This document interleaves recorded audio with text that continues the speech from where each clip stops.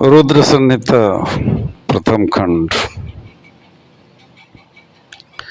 जो विश्व की उत्पत्ति, स्थिति और लय आदि के एकमात्र कारण है, गौरी गिरिराज कुमारी उमा के पति हैं, तत्वज्ञ हैं, जिनकी कीर्ति का कहीं अंत नहीं है, जो माया के आश्रय होकर भी उससे अत्यंत दूर हैं तथा जिनका स्वरूप अचिंत्य है, उन विमल बोध स्वरूप भगवान शिव को मैं प्रणाम करता हूँ। मैं स्वभाव से ही उन अनादि शांत स्वरूप एकमात्र पुरुषोत्तम शिव की वंदना करता हूँ, जो अपनी माया से इस संपूर्ण विश्व की सृष्टि करके आकाश की भांति इसके भीतर और बाहर भी स्थित हैं। जैसे लोहा चुंबक से आकृष्ट होकर उसके पास ही लटका रहता है, उसी प्रकार ये सारे जगत सदा सब और जिसके आसपास ही भ्रमण करते हैं, जिन्होंने अपने से ही इस प्रपंच को रचने की विधि बताई थी, जो सबके भीतर अंतर्यामी रूप से विराजमान है तथा जिनका अपना स्वरूप अत्यंत गूढ़ है, उन भगवान शिव की मैं सादर वंदना करता हूँ। व्यास जी कहते हैं, जगत के पिता भगवान शिव, जगन माता कल्याणमयी पार्वती तथा उनके पुत्र गणेश जी को नमस्कार करके हम इस पुराण का वर्णन करते हैं। एक समय की बात है, नैमिषारण्य में निवास करने वाले शौनक आदि सभी मुनियों ने उत्तम भक्तिभाव के साथ सूत जी से पूछा। ऋषि बोले, महाभाग सूत जी, विद्येश्वर संहिता की जो साध्य साधन खंड नाम वाले शुभ और उत्तम कथा है, उसे हम लोगों ने सुन लिया। उसका आदि भाग बहुत ही रमणीय है तथा वह शिव भक्तों पर भगवान शिव का वात्सल्य स्नेह प्रकट करने वाली है।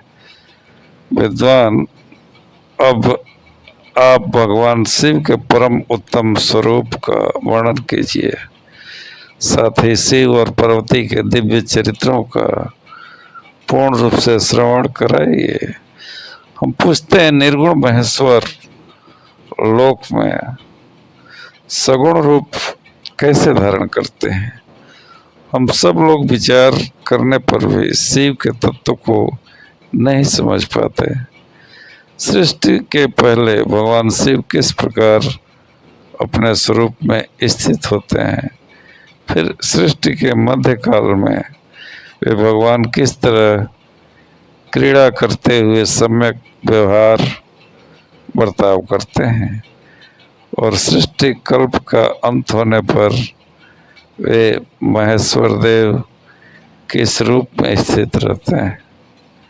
लोक कल्याणकारी शंकर जैसे कैसे प्रसन्न होते हैं, और प्रसन्न हुए महेश्वर अपने भक्तों तथा दूसरों को कौन सा उत्तम फल प्रदान करते हैं, यह सब हमसे कहिए। हमने सुना है कि भगवान शिव शीघ्र प्रसन्न हो जाते हैं। वे महान दयालु हैं, इसलिए अपने भक्तों का कष्ट नहीं देख सकते। ब्रह्मा, विष्णु और महेश, ये तीन देवता शिव के ही अंग से उत्पन्न हुए हैं। उनके प्राकट्य की कथा तथा उनके विशेष चरित्रों का वर्णन कीजिए। प्रभु, आप उमा के आविर्भाव और विवाह की भी कथा कहिए, विशेषतः उनके गार्हस्थ धर्म का और अन्य लीलाओं का भी वर्णन कीजिए। निष्पाप सूत जी, आपको ये सब तथा दूसरी बातें भी अवश्य कहने चाहिए। सूत जी ने कहा, मुनीश्वरों, आप लोगों ने बड़ी उत्तम बात पूछी है।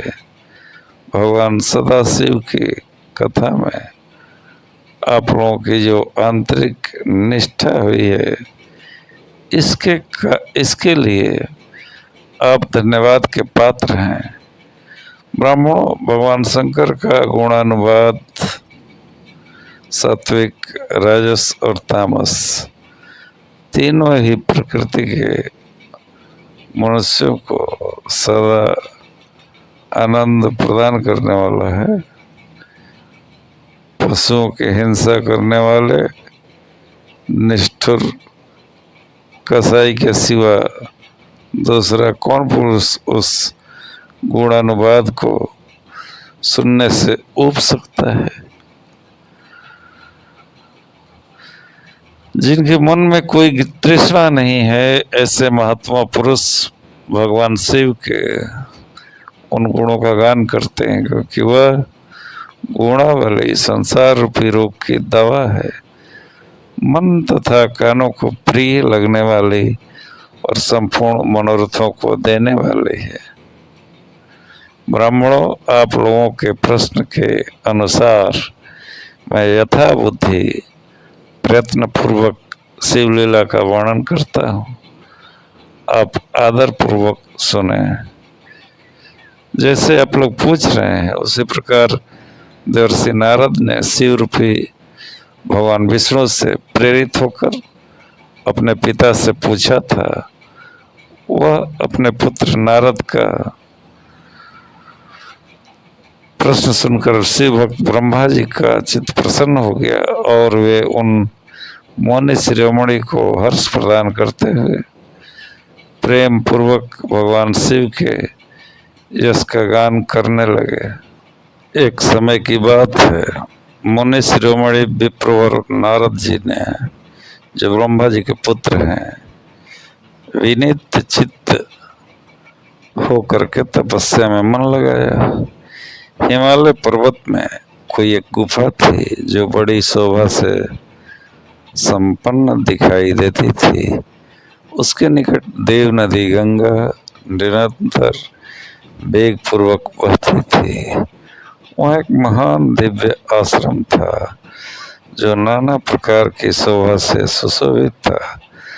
दिव्यदर्शी नारद जी तपस्या करने के लिए उसी आश्रम में गए। उस गुफा को देखकर मुनिवर नारद जी बड़े प्रसन्न हुए और सुदीर्घ काल तक वहां तपस्या करते रहे।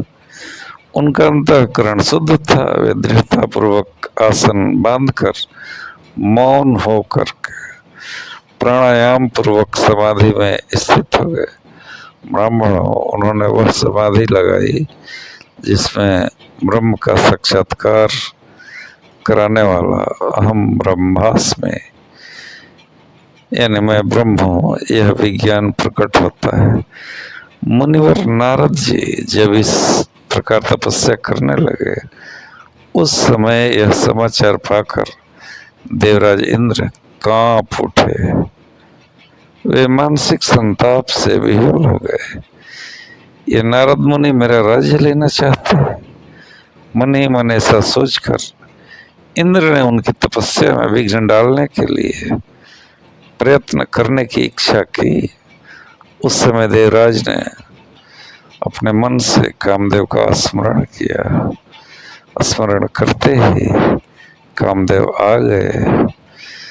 महेंद्र ने उन्हें नारद जी की तपस्या में विघ्न डालने का आदेश दिया।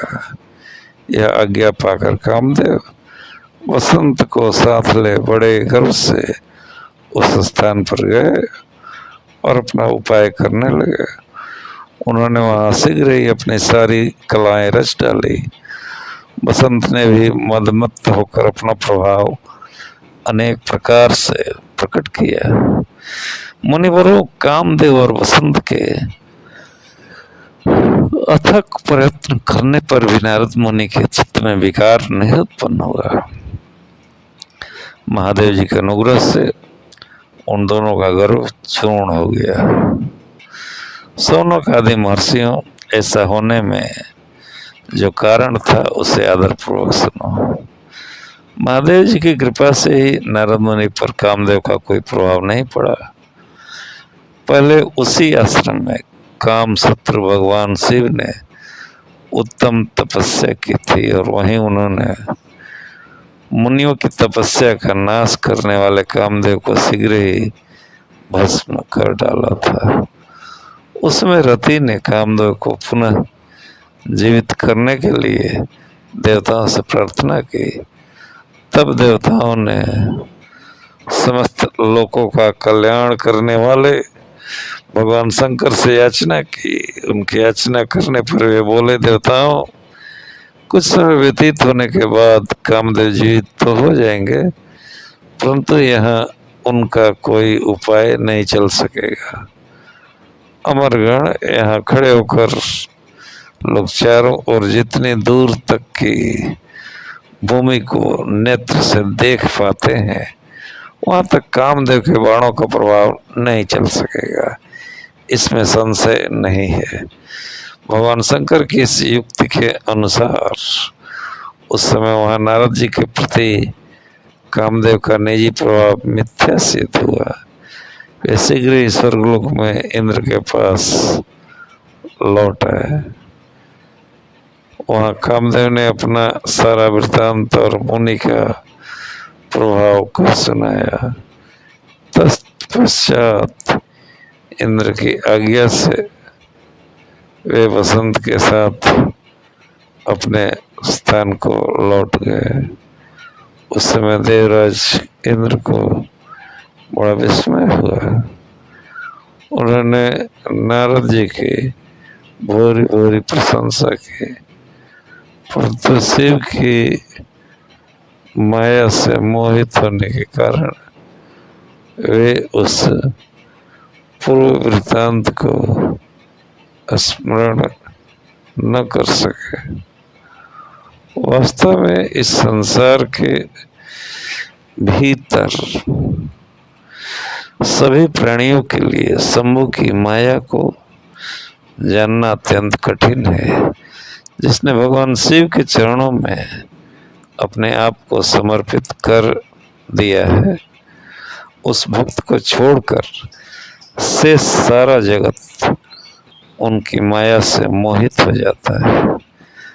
नारद जी भी भगवान शंकर की कृपा से वहाँ चिरकाल तक तपस्या में लगे रहे। जब उन्होंने अपनी तपस्या को पूर्ण हुई समझा, तब वे मुनि उससे विरत हो गए।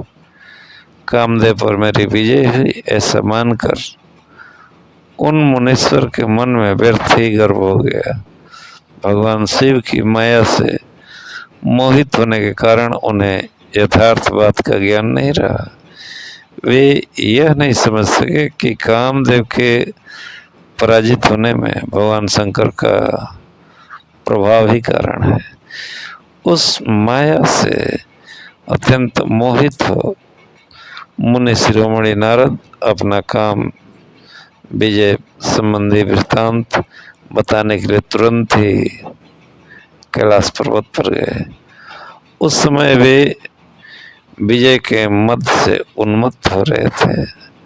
वहाँ रुद्रदेव को नमस्कार करके गर्व से भरे हुए मुनि ने अपने आप को महात्मा मानकर तथा अपने ही प्रभाव से कामदेव पर अपनी विजय हुई समझकर उनसे सारा वृत्तांत कह सुनाया। वह सब सुनकर भक्तवत्सल भगवान शंकर ने नारद जी से, जो अपनी ही माया से मोहित होने के कारण काम विजय के यथार्थ कारण को नहीं जानते थे और अपने विवेक को भी खो बैठे थे, कहा। रुद्र बोले, तात नारद, तुम बड़े विद्वान हो,